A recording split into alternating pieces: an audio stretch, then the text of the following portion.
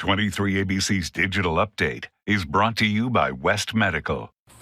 Good evening, I'm Jessica Harrington. Here's what's making headlines around Kern County. District Attorney Cynthia Zimmer announced today charges have been filed against Brian Pardue, an officer with the California Highway Patrol in the Bakersfield area. Pardue is charged with 2 counts, 1 misdemeanor and 1 felony. Count 1 is attempt to contact a minor with intent to commit sexual offense, which is a felony. Count 2 is arrangement of meeting with a person believed to be a minor with intent to commit a sexual offense, which is a misdemeanor. The charges are alleged to have happened on July 3rd and involve digital communications with an undercover law enforcement officer who identified in the communications as an underage minor. His attorney pleaded not guilty today on his behalf. He is due back in court in September.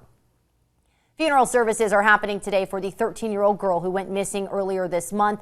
Now, if you remember, Patricia Altore went missing July 1st. A man was later arrested and charged in connection to her death. Services have already started and will continue until this evening.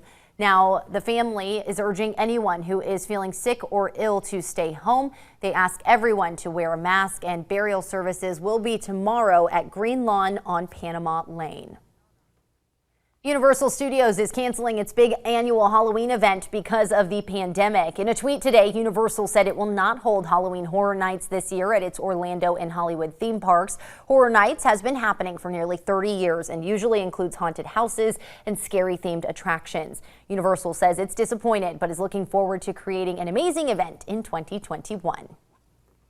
Some good news about the forecast today. We did technically stay below average for our second straight day. 97 today, but that's really only 1 degree below average for this time of year, and it does look like we're going to be back right above average by 1 degree for tomorrow. Going 99 for the high in Bakersfield as well as McFarland, 88 in Tehachapi tomorrow, 98 at Kernville, 103 at Ridgecrest. Some breezy winds in the desert, but nothing that's unusually strong. Peak winds 20 to 25 miles per hour, and about 3 to 5, maybe even at some gusts as high as 10 for us in Bakersfield for tomorrow, which is also very typical for this time of year. We're also tracking apparently some traffic issues, but we'll ignore that because we're really concerned with the air quality.